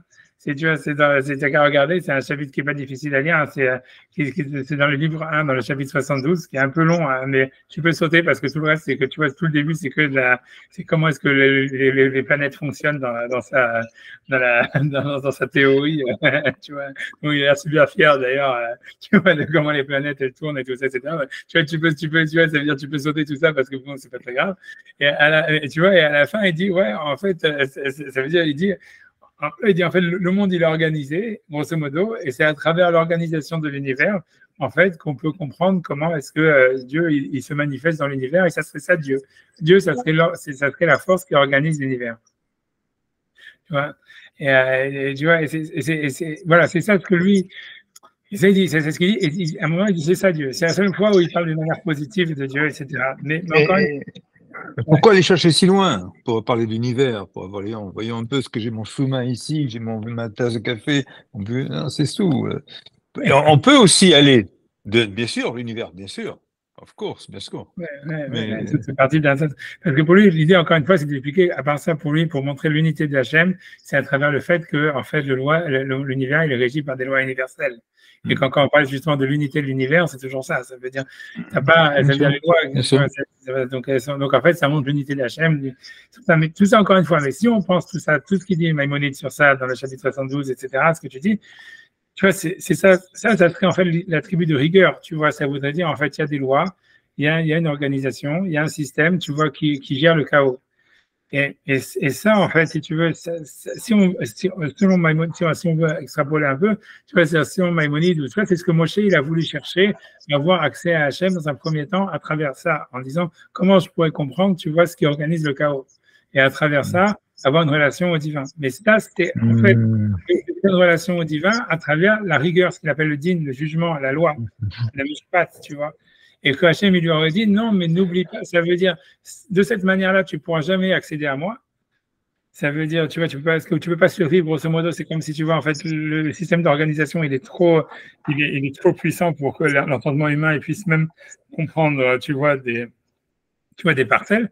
Mais par contre, si tu dis, grosso modo, ça veut dire, la générosité, ça veut dire, avant l'organisation du chaos, il y a déjà eu le chaos, tu vois. Et le chaos, c'était une volonté c'était un acte de générosité de la part d'Hachem de créer quelque chose, tu vois. Et donc, à la base, ce qui est premier, c'est, en fait, l'action, la raison, c'est-à-dire la manière qu'on a de se connecter à Hachem, ce qu'il appelle ici, tu vois, le Tov, le Rachamim, les Fnim et Tadin, c'est l'existence de la matière par elle-même, tu vois, dans ce sens où c'est en soi, l'univers, il est en soi, avant d'être un acte d'organisation, avant d'être organisé, le monde, c'est un acte de générosité. Et c'est à travers, donc la générosité, elle est première, tu vois, c'est ça ce que lui veut dire. Ça veut dire franchement de vouloir donner, de vouloir créer, etc. Elle est première dans la relation à l'univers, et c'est à travers ça qu'on peut avoir une relation au divin, plus qu'en voulant chercher comprendre, tu vois, qu'est-ce qui organise le chaos. Ça veut dire, Et tu vois, un peu comme on parlait tout à l'heure, tu vois, de la halakha, ça veut dire, c'est sûr que cette mida de comprendre ce qui organise le chaos, la loi, la raison, tout ça, c'est quelque chose, et c'est important, et c'est à travers ça qu'on a une relation au divin, donc c'est pour ça que la halakha c'est important, c'est pour ça que la Torah c'est important, etc. Mais, au fond, tu vois, ça veut dire, c'est pas la chose première. C'est pas à travers ça qu'on a une relation. Pourquoi partir du présupposé qu'il y a un chaos? Parce que après tout, on n'a aucun exemple. Bon, mis à part le fait, peut-être comme disait Sylvain, qu'il y a une existence miraculeuse du peuple juif et qu'on peut dire que les nations, la marche du monde, tout ça, c'est chaotique, mais qu'on peut voir quelque chose comme ça de transcendant dans l'histoire du peuple. Mais pourquoi? Où est-ce qu'on a un exemple, on va dire, bon, d'un chaos c'est un présupposé, tu vois ce que je veux dire? C'est un présupposé, l'histoire du chaos, parce que quand tu dis qu'un architecte, il va construire, il va faire des plans pour construire un monde, il commence pas par du chaos, il ne va pas chiffonner, il tire des plans immédiatement, bon, plus ou moins perfectibles, mais c'est pas du chaos. Ça, c'est déjà, pour moi, un défaut de logique. Bon, on veut bien... Mais c'est dans les versets de la Torah, tu vois, c'est dans les versets de la Torah. Le monde est tout et vous, et tout ça, on te dit que le chaos était premier. C'est pour ça que je reviens maintenant, moi, sur l'histoire du Tov. C'est qu'on ne peut, à mon avis, déterminer le Tov que par rapport au Tachlit qui a été donné par Akadosh Baruch Hu. C'est-à-dire, tu te dis, bon, il y a une fin de l'histoire, il y a des temps heureux, il y a quelque chose où on va arriver à un monde... idéal, quelque chose qui fonctionne dans le dessein du monde. Et on peut se dire que toute l'intervention divine, toute la marche de l'histoire, toute la marche des événements, etc., et même les choses qui sortent du din, tout ça, ça va dans ce sens-là, finalement. C'est comme ça qu'on pourrait l'interpréter, selon moi. Si tu dis le bien, tout ça, on ne voit pas où il est, effectivement, la marche des événements. On est obligé de donner un sens, sinon, effectivement, ça a une apparence d'absurde, mais ça correspond quand même. Il faut aller vers son but, si tu veux. Donc, Hachem, le Tov, pour moi, c'est d'accomplir ce qu'il a envisagé dès le commencement, quoi. Ouais, mais ça veut dire, tu vois, le truc, c'est que comment est-ce que tu veux dire? Ça veut dire, toi, tu voudrais dire le Tov, ça serait en fait ce qui aboutit, le din, ça veut dire le jugement, ou ce qu'on appellerait le din, tu vois, ça aboutit au bien. Ça serait ça ce que toi, tu voudrais dire, tu vois. Mais voilà, mais c'est possible, tu vois, ça veut dire, voilà, finalement, si tout s'organise d'une manière parfaite, à la fin, on aboutit au bien. Mais tu vois, on va de la tuila. Si tu veux, le passage que là de la Gemara, que le Maharal, lui, veut expliquer, et qu'il est obligé d'interpréter, où on te dit qu'Hachem, il fait la prière, et il dit, je vais aller au-dessus du jugement, au-dessus de la loi, de l'organisation. Ça veut dire en réalité que, tu vois, c'est comme si tu vois la finalité, elle est plus, tu vois, comme si, en fait, l'organisation, elle soit, comment dire, dépassée, quoi. C'est comme si, en fait, et donc, ça implique toute cette construction logique. Ça veut dire qu'il y a eu du chaos, une organisation du chaos, et que la finalité du monde, elle n'est pas dans l'organisation, elle est dans un nouveau chaos. Tu vois, un nouveau chaos qui serait le vrai Tov, tu vois, ça serait tu vois, c'est pas, tu vois, c'est grosso modo, c'est pas quand on devient des robots, tu vois, à la fin, c'est que non, on est dans un chaos, mais qui était le Tov, qui est du Tov, qui est le Chesed et tout ça, mais qui marche mieux, quoi. C'est-à-dire qui est pas autodestructeur, qui est pas truc, etc., mais tu vois, grosso modo, ça veut dire, en tous les cas, ce que tu dis, ça serait une logique possible, tu vois, ça serait, mais on voit de la Gemara, tu vois, c'est ce que le Maharal, il prouve de la Gemara a priori, que les sages du Talmud, et comme j'ai dit, même dans le Maaseh Bereshit, dans la création du monde, on te dit le monde, il était Tohu et Vohu, qu'on n'envisage pas ça. Tu vois, ça veut dire, on envisage que finalement, c'est pas qu'au bout de la raison arrive, tu vois, le Nirvana. Tu vois, c'est pas comme si tu vois, c'est pas qu'il y a pas des concepts, tu vois, il y a pas une organisation qui doit arriver. Et qui arriverait finalement, tu vois, à la réalisation du monde. Tu vois ce que je veux dire, ce que tu dis, toi, tu vois, franchement, c'est Hegel, c'est Marx, tu vois, c'est ça, ça veut dire, il y a une réalisation historique, tu vois, de concepts, tu vois. Marx dit, voilà, ce qui va se réaliser dans l'histoire, c'est la liberté, c'est ça le Mashiach, tu vois, Marx, c'est une vision, c'est simplement une interprétation des temps messianiques, tu vois, ça veut dire, et pour lui, l'idée, c'est de dire, voilà, ça veut dire, il explique toute l'histoire en disant, voilà, c'est la réalisation d'une idée du Mashiach, que c'est la liberté, et on y tend, et ça arrive de telle et telle manière. Et à la fin, la réalisation, tu vois, de l'histoire, c'est quand des concepts abstraits, tu vois, que Hegel l'avait décrit, tu vois, ils se réalisent dans le monde de la matière. Et c'est ça le sens de l'histoire, c'est ça la venue messianique. Et tu vois, tu vois, ça veut dire sur ça, c'est possible. Tu vois un peu, tu vois Rav Kook et tout ça, ils vont dans cette même mouvance, tu vois, ils ont été influencés. Donc jusqu'au bout, on va dire, il y aura toujours une dose de chaos, parce que la dose de chaos, c'est ce qui permet de faire avancer, quoi. De rester, on va dire, de rester dans le mouvement, quoi, d'une certaine façon. Si tu veux, ce qui va contre le fascisme, tu vois, ça s'appelle la vie, quoi. Ouais, c'est ça. Si tu veux, c'est ce que tu vois, c'est ce que le marxisme il a fait. Tu vois, le marxisme et le fascisme. Et même tu peux dire le sionisme si tu veux être arafatien, tu vois. Mais ça veut dire, tu vois, non, mais ça veut dire, tu vois, c'est qu'en fait, ça veut dire, on va pas des sionistes parce que c'est faux en fait, parce que ça, mais disons le marxisme et le fascisme, tu vois, en fait, c'est des systèmes justement qui expliquent, qui pensent que l'organisation, elle amène vers le bien et que finalement, il suffit de matérialiser l'organisation pour arriver à un monde idéal et au Mashiach, tu vois. C'est ça l'idée, tu vois, et qu'a priori, quand la Gemara, elle met en opposition, tu vois, justement, le chaos avec l'organisation, et en disant que finalement, Dieu, c'est le bien, il a d'abord créé le chaos, le vrai top, c'est le chaos, c'est de dire, en fait, non, tu vois, ça veut dire la finalité de la raison, du système, de l'organisation, c'est pas d'arriver à, tu vois, c'est pas une fin en soi, ça veut dire c'est quelque chose qui doit arriver, qui doit aboutir sur un nouveau chaos, un chaos, tu vois, alors c'est bizarre, tu vois, c'est étrange, mais tu vois, pour comprendre, tu vois, ce que ça veut dire, tu vois, pour comprendre l'idée vraiment, c'est ça l'idée kabbalistique, c'est de dire, pour reprendre encore une fois, l'idée c'est comme ça, encore une fois, je répète ça, je pense que je l'ai déjà dit, mais je le répète, c'est que tu vois, c'est dans la Kabbale, quand quelqu'un, l'idée elle est comme ça, dire, quand quelqu'un il mange et il fait Birkat Hamazon, c'est quand est-ce qu'il a reçu le plus de spiritualité. Tu vois, dans la Kabbale, c'est pas quand tu fais Birkat Hamazon, c'est quand tu as mangé. Parce qu'en fait, la Kedusha, elle est dans la matière, elle est dans le Maaseh Bereshit, elle est dans le monde, tu vois, matériel. Et en fait, si tu veux, quand tu fais Birkat Hamazon, tu fais que du nettoyage, tu fais que de la finition, des nids, tout ça. Mais c'est normal. Il n'y a pas de Birkat Hamazon, il n'y a pas de plat, de nourriture. C'est une bonne preuve, c'est une bonne preuve. Voilà, la preuve, c'est que tu veux faire Birkat Hamazon si tu n'as pas mangé. Ouais, Chazak. Donc, ça montre que la vraie cause, c'est la nourriture. Voilà, Chazak, c'est très bien dit. Tu vois, voilà, mais donc, voilà, mais. Il y a des gens qui mangent pour pouvoir faire le birkat.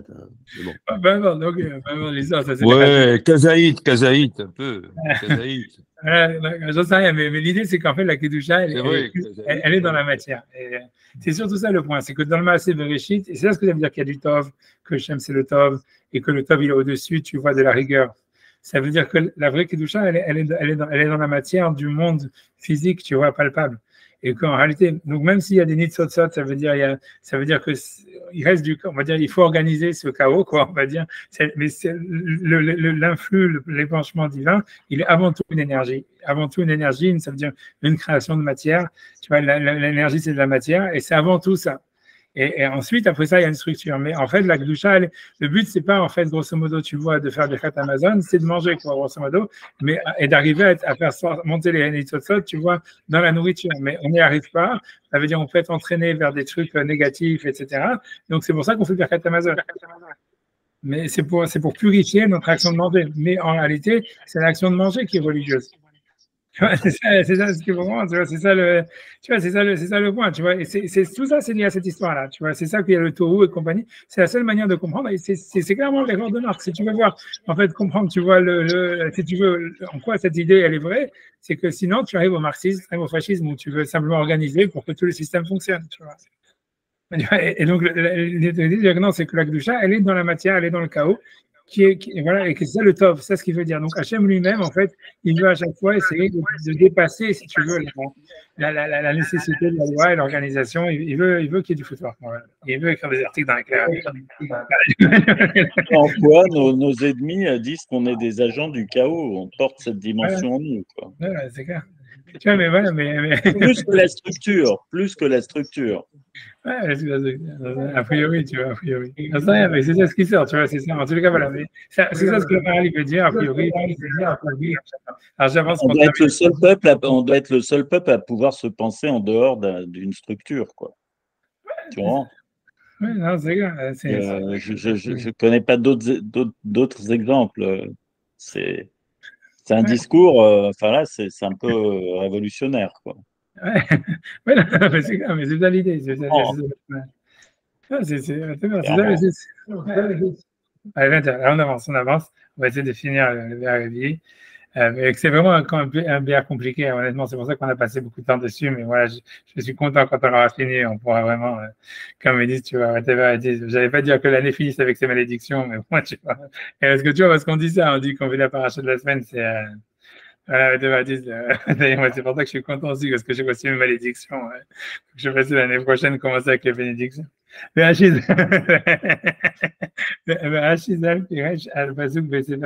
donc Rachid a expliqué dans le livre des psaumes, Kolayom Yevarechenu, voilà, les bénédictions.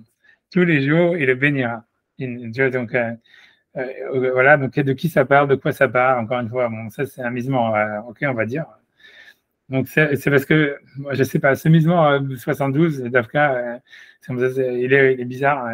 On ne sait même pas de qui ça parle, on ne sait pas. Bon, on s'en fout. On prend hors contexte, tu vois. Je pense, tu vois, parce que moi, quand on regarde, c'est 197, ils ont passé le passé. Tu vois, ça veut dire. On va lire, tu vois, on peut lire la page, la note 197, au moins que ça donne un peu de contexte, tu vois. Alors, donc là-bas, donc c'est dans le Misement 72, il y a marqué Pasuk Sham Osek Bebir Bracha, Shakadosh Baruch Hu Natan li Shlomo. Donc, a priori, le verset là-bas, tu vois, il parle des versets que Hachem a donné au roi Salomon. Chez Nehema, Veyechi, donc qu'il vive. Veiten, je sais pas, il n'a pas dit la suite, mais est-ce que là-bas, il vive éternellement, il est marqué. C'est pour ça que lui, il n'a pas cité la reste du verset, parce que c'est très difficile à adresser à Salomon. C'est pour ça que c'est très bizarre, tout ce misement. Et après ça, en tous les cas, le verset continue, il dit Veiten lo misehav sheva. Ça veut dire qu'on lui soit donné, a priori là, on peut l'attribuer à Salomon facilement, ça veut dire que c'est David qui ferait une prière pour bénir Salomon en lui disant que Hachem il lui donne de l'or de Saba, de la reine de Saba. Tu vois, Veitpalel Bahado Tamid, et qu'il fasse la prière pour lui tout le temps. Kol hayom yevarechenu, tous les jours il le bénira. Donc encore une fois, qui prie, tu vois, qui va prier pour qui, tu vois. Donc on a l'impression que c'est Hachem qui devrait prier pour Salomon, comme si David il dit à Hachem prie pour Salomon et que bénis-le tous les jours. Tu vois. Donc ça serait, tu vois, le sens littéral, mais dans les psaumes, tu vois. Alors, ok, on va voir ce que Rachid dit. Voilà, donc il dit, même on suit la note, il dit Vemken laminim veitpalel ba'adot tamid.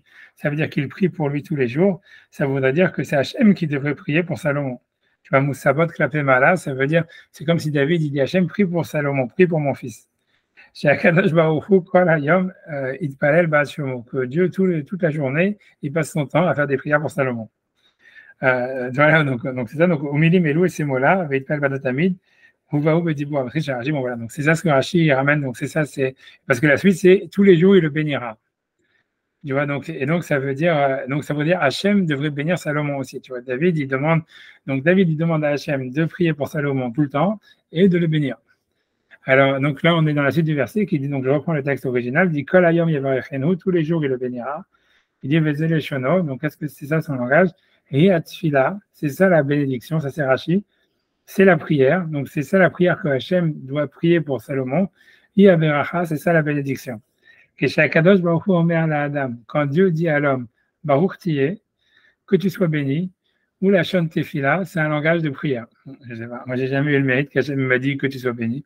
Peut-être que je ne sais pas, c'est bien 4 Kohanim ou j'en sais rien, je ne sais pas. Tu vois, peut-être que non. Ouais, ça veut dire, ok. Ok. Et ça veut dire, ça veut dire comme on a dit, donc encore une fois, donc lui, a priori, il s'interroge sur cette histoire, qu'est-ce que ça veut dire que Dieu va faire des prières pour Salomon, que Dieu va bénir Salomon. Ok. Alors, du Lomar, donc il veut dire, comme nous avons dit, qui a Chafetz min Hashem itbarach, ala davar unikra tefila. C'est-à-dire que le désir d'Hachem pour quelque chose, c'est ce qui s'appellerait une prière. Arek qui advarim, donc voilà, donc ça veut dire que Hachem, en fait, qu'il ait un désir positif pour Salomon. Donc ça serait ça la prière de David, que Hachem donc prie pour Salomon. Ça veut dire qu'il ait une volonté, ça veut dire qu'il soit dans le, tu vois, ça veut dire qu'il essaye de trouver le bien pour Salomon, quoi, quelque chose comme ça. Donc enfin, il dit Arek qui advarim aelu lo yaroch otam kol zahav va'avnei yakar ba'olam. Donc, il se trouve que ces choses-là, lo yaroch otam, rien ne peut les évaluer. Kol zahav, tout l'or, va venir yakar ba'olam, et toutes les pierres précieuses qu'il y a dans le monde. Ma she'eshivu leotam, shem le'ara, Ça veut dire que donc et puis de tout ça, ça veut dire voilà, je sais pas pourquoi ici c'est vrai. A priori, ce qui veut dire en citant ce Rashi, ou bien parce qu'il finit avec des brachot, parce qu'il savait que ça a été, on était avant à Shavuot. Mais ce qui veut dire qu'en fait, ne crois pas que si tu veux, c'est les sages qui ont inventé cette idée de dire que Dieu fait des prières. C'est des versets dans les psaumes. Vous, les catholiques, les chrétiens, vous lisez les psaumes tous les jours. Vous devrez savoir qu'à la fin, dans ce psaume 72. David il demande à Hachem de prier pour Salomon et il lui demande de le bénir. Donc ça ne devrait pas vous étonner quand vous voyez ça dans le Talmud, alors que c'est qu'une reprise de ce qui est marqué déjà dans la Bible. Voilà, donc a priori c'est ça ce qu'il veut dire. Donc c'est tout. C'était pour, à mon avis, c'est pour ça qu'il finit ça. On va dire enfin dans le sens littéral. Plus que ça, c'est trop compliqué. Ça veut dire c'est Mizmor 72, tu vois, sur l'identification qu'il y a entre Salomon et Dieu et le Mashiach et compagnie. C'est un truc, tu vois, tirer des balles. Tu vois, tu vas mieux pas rentrer dedans. Donc, tu vois, ça serait pour une fois où j'aurais bu un peu plus d'autre chose que le café. Hein. Non, mais ce Mizmor 72 est très compliqué. Voilà, très, je vais pas rentrer dedans. C'est sûr que lui, il fait allusion à ça, tu vois, mais bon, comme lui, on va avancer, on va finir le chapitre et c'est tout, tu vois. Voilà, donc ça veut dire que les sages, en fait, ils n'ont rien inventé, donc voilà ce qu'ils disent, c'est plus valeureux que l'or et les pierres précieuses. C'est qu'ils ont voulu répondre à ceux qui pensent le mal, donc c'est-à-dire les philosophes, tu vois. Tu vois, ça veut dire, c'est-à-dire ceux qui amrim, qui akol mushpa meito al sadachiyuv, que tout vient d'Akadosh Baruch Hu par la nécessité mécanique ou par la raison ou par la loi. Mibli kavana veratson, sans qu'il y ait en réalité une intention et une volonté. Donc voilà, vem darchud ivrehem, et donc et alors les sages ils ont écarté cette pensée, leur parole, benamdut tov ta'am vadat otanu, et nous ont appris le bien et le goût et la raison pour nous. Voilà. Lorsque tu comprends ce que ça veut dire que Dieu fait la prière, donc tout ça, ça nous montre vraiment le contraire de ce que pensent a priori les philosophes.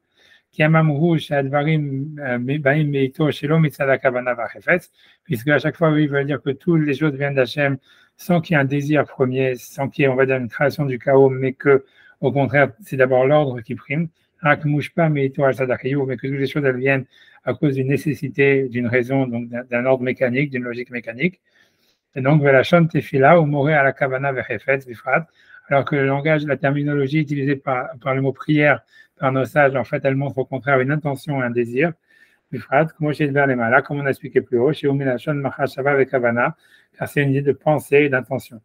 Donc, Kol Tefila et toute prière, Ikar Shela ou Kavana Vechefetz, son principal, c'est une intention et un désir. Donc tout ça, c'est pour nous dire que tout vient de Dieu, par l'intention et le désir, les gamrés, complètement. Pour visualiser, Gamken, donc c'est pour ça aussi qu'ils ont expliqué ça dans un langage de prière, pas d'une autre manière. C'est-à-dire qu'il a une intention, il y a une intention devant lui dans les choses qu'il agit, dans les choses qu'il fait. Que ce n'est pas quelque chose qui est nécessaire, voilà, mécaniquement, voilà, obligé, voilà, une organisation uniquement. Chez Aslo et Kavana Bahem, parce que si c'était qu'un système ou une organisation mécanique, il n'y aurait pas d'intention. Mener il vers un méta d'ivrem, et de là on comprend la vérité de leurs paroles. Valdavarze, allo yesh les allées ou les calès, et sur cette chose-là, il y a lieu de louer et de glorifier, je sais rien, ou le hader, et de glorifier, et de donner de la gloire, de la splendeur, ou les faire, au tam, et je sais pas, tout ça fait des synonymes, des mots de donner de la gloire et de la splendeur, etc. Al-Kol Hachmelev, pour tous les sages, de dire qu'ils ont écrit une chose pareille. Vodidba Mizé Bemamar Ishmael Beni Barcheni. Donc, il va expliquer plus encore quand il va parler sur le passage de la Gemara que Hachem il a demandé à Ishmael, donc Rabbi Ishmael Ben Elisha, qui entre dans le Saint des Saints, il dit bénis-moi, Aïn Sham, on regarde là-bas, je ne sais pas où c'est, donc ce qui veut dire, on va voir, j'en sais rien, 206, je sais pas où, voilà, c'est dans le BR, voilà, à la fin de ce BR, voilà, donc, on va y arriver, Bézant Hachem. Donc, bénis-moi. Donc, qu'est-ce que ça veut dire qu'Hachem, il demande que Dieu, que les enfants d'Israël le bénissent. Aïn Sham, regarde là-bas. Kisham osafnu leftoach od petach chochma veshar hashamaim. Car là-bas, nous avons rajouté encore une porte de la sagesse et une ouverture vers les cieux. Voilà. Voilà, on a fini ça. Voilà. Je sais pas, on pourrait commencer un que j'ai lu la première phrase du chapitre d'après pour pas terminer sur quelque chose. Tu vois, le Père Kama des Shavuot, dans le premier chapitre de Shavuot, ou Père Kilut Refot, dans le Père Kilut Refot, Amar Resh Lakish. Resh Lakish, il a dit, Manishtana Sir chez Rosh Chodesh. Pourquoi est-ce que le bouc de Rosh Chodesh, chez Neymar Bo, le Chatat de l'Hachem, qui soit un expiatoire pour Dieu, Amar Akadosh Baruch Hu, il a dit, Sir Ze Yekapara Alai, c'est-à-dire ce bouc qui soit pour moi un pardon.